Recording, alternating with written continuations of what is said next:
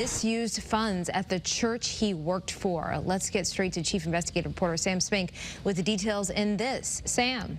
The I-Team got a tip about the investigation and were able to confirm that Hartford Police are currently looking into Councilman Alex Thomas and his time at South Church. The pastor at South Church, that's on Main Street, confirmed Thomas was fired in May after the church found financial irregularities on a church credit card. The church then contacted the police. Thomas was the director of Children and Family Ministry for 26 months before he was let go.